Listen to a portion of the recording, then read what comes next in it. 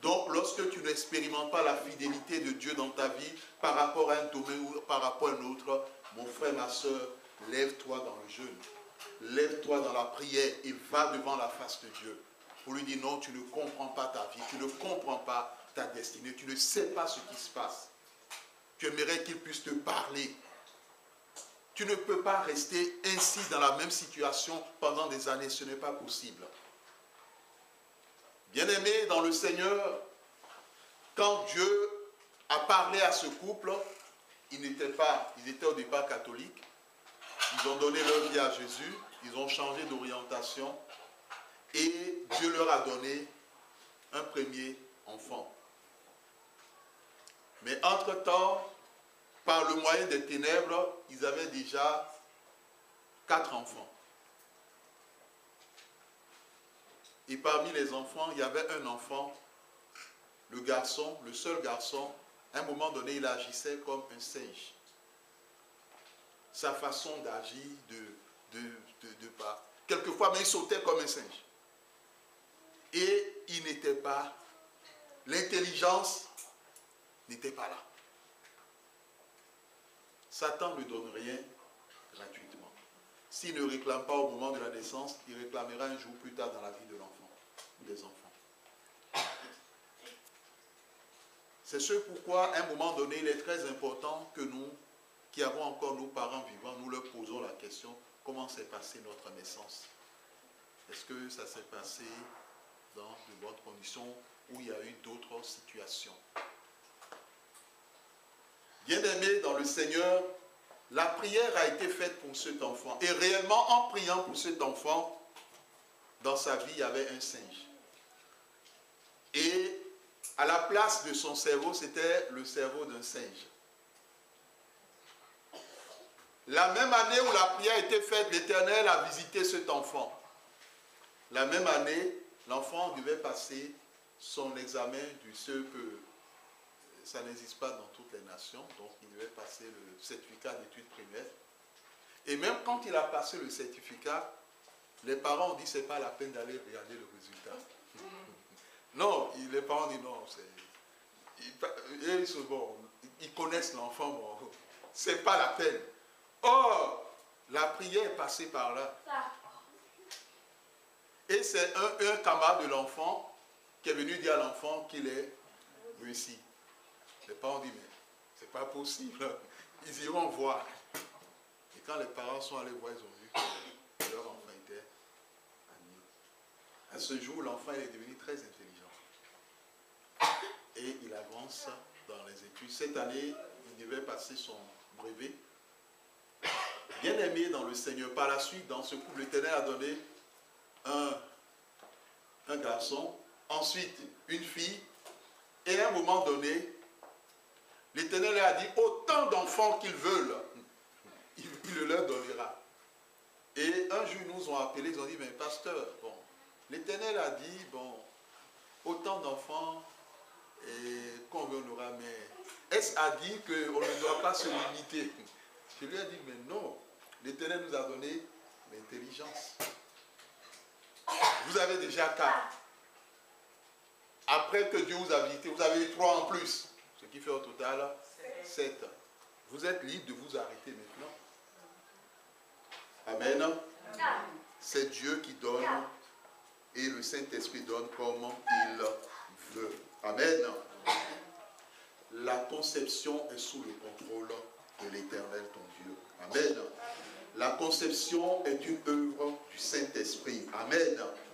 Bien-aimés, lorsque nous avançons dans la parole de Dieu, nous voyons cette œuvre du Saint-Esprit dans la vie d'un couple, Joseph et Marie. Et quand nous avançons dans Actes chapitre 2, versets 1 à 4, nous nous rappelons de la fondation de l'Église. La Bible dit que le Saint-Esprit est descendu ce jour-là. Il est descendu comment?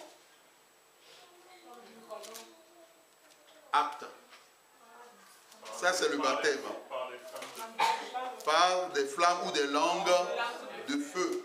Amen. Combien de personnes ici ont déjà demandé à Dieu le baptême du Saint-Esprit? Ne levez pas la main. Est-ce qu'il y a des gens qui ont déjà demandé? C'est important. Bien-aimé, tu ne peux pas percer avec Dieu sans le baptême du Saint-Esprit. C'est nécessaire. C'est important. Tu ne peux pas expérimenter la connaissance de Dieu. Tu ne peux pas connaître Dieu. Tu ne peux pas connaître l'Esprit de Dieu. Tu ne peux pas connaître le Christ, ni la pensée, ni la volonté de Dieu sans le baptême du Saint-Esprit. Tu auras une connaissance infime, mais tu n'auras pas toute la connaissance de Dieu.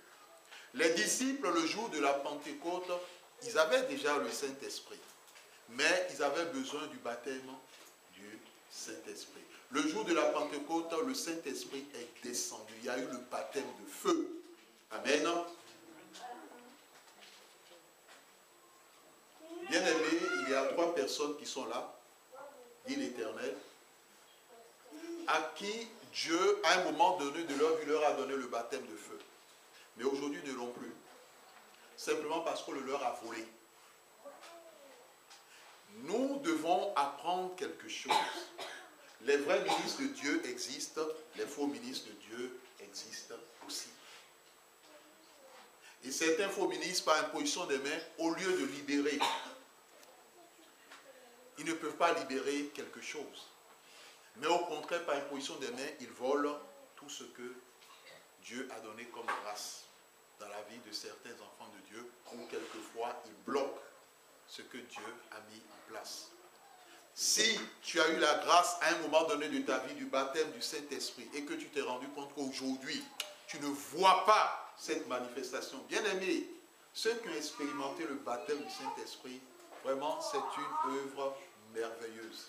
Amen. On ne peut pas le décrire. Comme le dit le chant, comment expliquer, comment le décrire. On ne peut pas décrire ce qui se passe dans la vie, dans le cœur, lorsque, pour la première fois, on reçoit le baptême du Saint-Esprit. C'est une grâce exceptionnelle. Si tu es dans le cas dont parle l'Éternel, il faut que tu ailles devant le trône de Dieu pour dire à Dieu que tu veux que tout ce qu'on t'a voulu te soit restitué.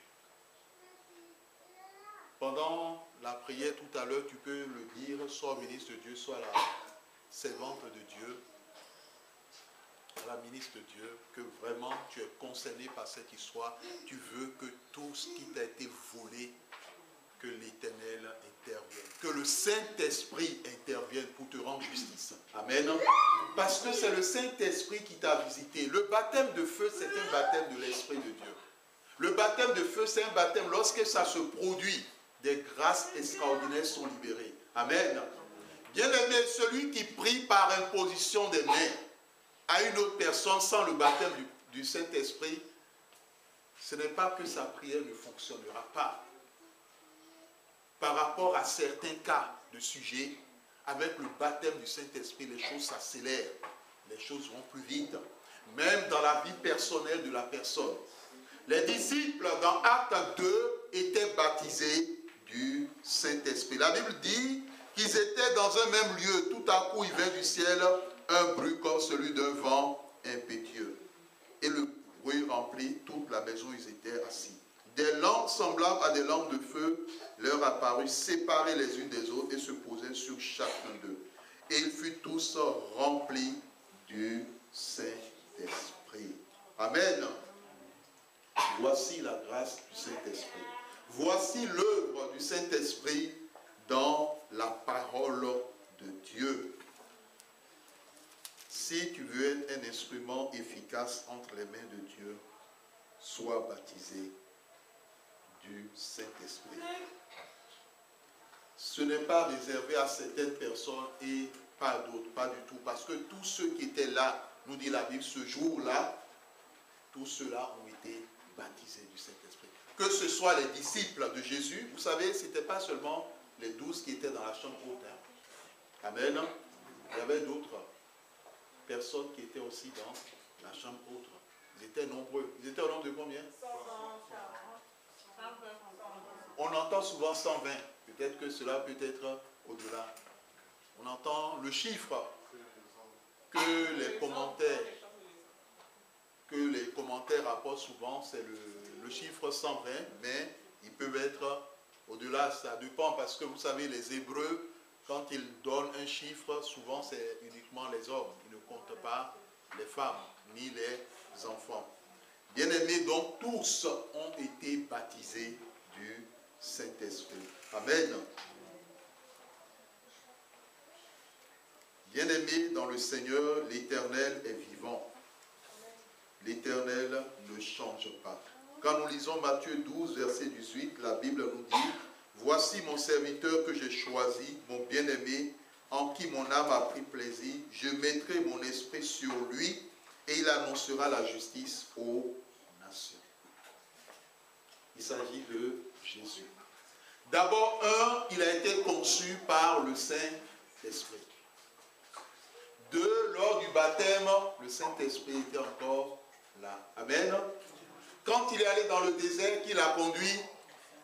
Le Saint-Esprit. Quand il est sorti du désert, il était rempli du Saint-Esprit. Ce qui fait que le Seigneur Jésus peut dire que l'Esprit du Seigneur est sur lui. Il a besoin du Saint-Esprit sur lui. Aujourd'hui, pour recevoir le Saint-Esprit, il faut d'abord croire et naître de nouveau. Il faut changer de vie. Il faut se repentir. Il ne s'agit pas d'une attitude religieuse ou d'être une bonne pratiquante ou un bon pratiquant. Le Saint-Esprit se manifeste aussi à travers un enseignement. Quand nous lisons Jean 14, verset 26, la Bible nous dit que quand le Saint-Esprit viendra, il enseignera et il rappellera les choses que le Seigneur Jésus-Christ a annoncées en son temps. Donc, le meilleur enseignant, c'est le Saint-Esprit.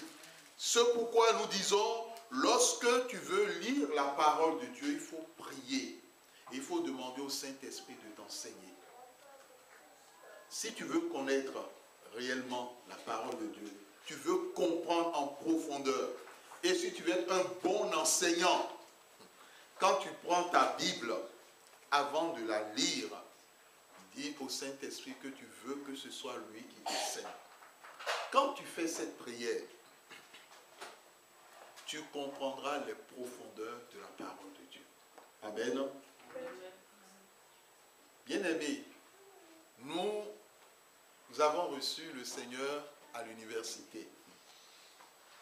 Et on a reçu l'enseignement sur lequel, quand on veut lire la parole de Dieu, il faut demander au Saint-Esprit d'enseigner. Quand le Saint-Esprit enseigne, la capacité de compréhension, elle est rapide et elle est puissante. Parce que ce n'est pas un homme qui t'enseigne, mais c'est l'Esprit de Dieu. Amen. C'est l'Esprit qui a poussé les différentes personnes à écrire. C'est-à-dire que tu vas à la source même de l'enseignement. Amen. Ceux qui ont écrit ont été enseignés par quelqu'un, ont été inspirés par quelqu'un, à savoir le Saint-Esprit. Au lieu que tu passes par un intermédiaire, tu passes directement par celui qui les a inspirés. Amen. Souvent on dit que quand on va à la source, c'est mieux. C'est mieux que quand on va à... Vous voyez, nous prenons des exemples. Quand on prend des mangues ou des mangues greffées, quand les personnes qui veulent acheter les mangues vont là où il y a tous les arbres, les manguiers, les grands manguiers, pour faire les choix, les personnes peuvent faire tous les bons choix parce qu'ils sont allés à la source. Mais quand ils vont au marché ou au supermarché, les tris ont été déjà faits. Donc ce qui se retrouve dans les étalages, ce n'est pas nécessairement de la bonne qualité. Quelquefois la bonne qualité, le vendeur même l'a déjà mis de côté, soit pour lui-même ou pour des clients. Vaut mieux aller à la source. Le Saint-Esprit est la source. Tu veux être un bon enseignant, demande au Saint-Esprit de t'enseigner chaque fois que tu veux lire la parole de Dieu. Et tu seras bien nourri. Et à la fin, tu diras, je suis rassasié. Amen. Les gens ne l'ont pas validé son mémoire, mais on l'a aussi renvoyé de l'établissement. On l'a renvoyé de l'établissement. Le meilleur enseignant, c'est le Saint-Esprit. Le meilleur enseignant, c'est le Saint-Esprit. Amen. Lorsque tu veux enseigner, ou quand tu enseignes, tu peux dire, ah, tel enseignement, ça a été pris dans tel livre. Tel livre. Mais quand c'est toi-même qui le fais, le meilleur enseignant, c'est le Saint-Esprit.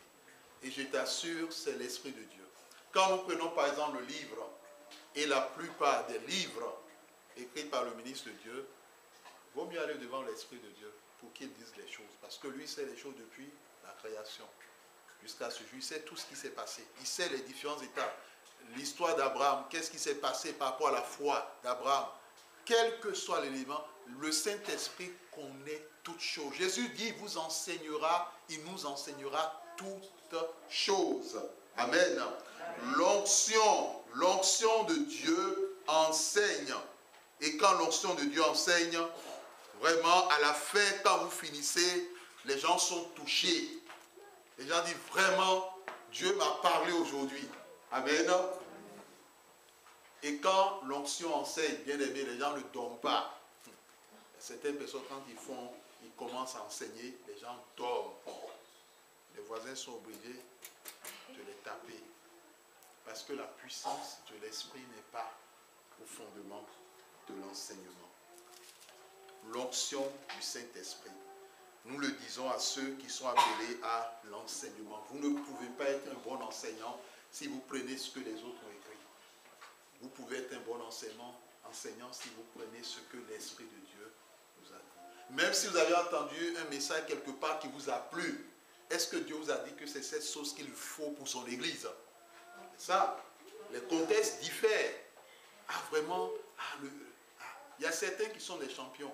Quand la personne descend de l'autel, il court. Et serviteur, est-ce que je peux avoir une photocopie? Non. Cet enseignement, c'est pour ce lieu-là. Mais cet autre enseignement, c'est pour qui? Vous savez, je prends juste un exemple. Un enfant, quand sa mère prépare, quand un enfant mange la sauce de sa mère, il sait que c'est la sauce de sa maman. Amen. Et la façon dont il déguste la sauce de sa mère, ce n'est pas la même chose que la sauce de quelqu'un d'autre.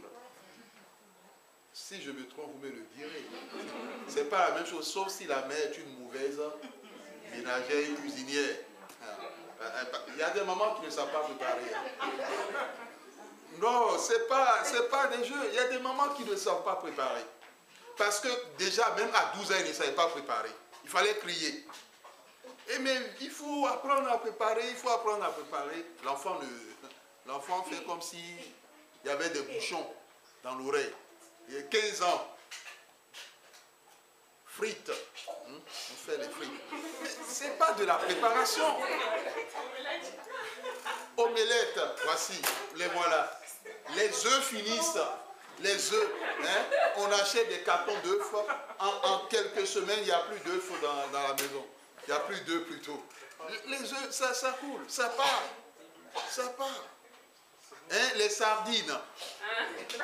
Mais ça part. Mais la préparation, où est la sauce? La sauce à quel âge? Mais comme la personne n'a pas écouté, je sais qu'il y a 3 enfants qui sont ici. N'apprenez pas à préparer, vous allez voir plus tard. Bien aimés, ils ne font pas, mais plus tard, ils feront comment? Ils vont donner quoi à leurs enfants? Ils vont leur donner quoi? Ils vont aller au restaurant, ou bien c'est des surgelés, déjà faits. Déjà fait, tout est déjà fait. Surgelés. Les vites à apporter McDo, ça prend de l'argent, c'est des sous. C'est des sous. Ceux qui vont dans les restaurants, ils ne peuvent pas économiser. Rassurez, ils ne peuvent pas économiser. Ils ne pourront pas économiser parce que les restaurants prennent beaucoup d'argent. Et ceux qui vont trop au McDo, à la longue, ils ne pourront pas passer par les portes. Non, mais à la longue, ils ne pourront pas passer par les portes. S'ils sont trop au McDo, ils ne pourront pas passer par les portes parce qu'ils auront pris un embonpoint. Donc, ça ne marchera pas. Ça ne marchera pas. Bien-aimés dans le Seigneur, nous devons comprendre ces choses.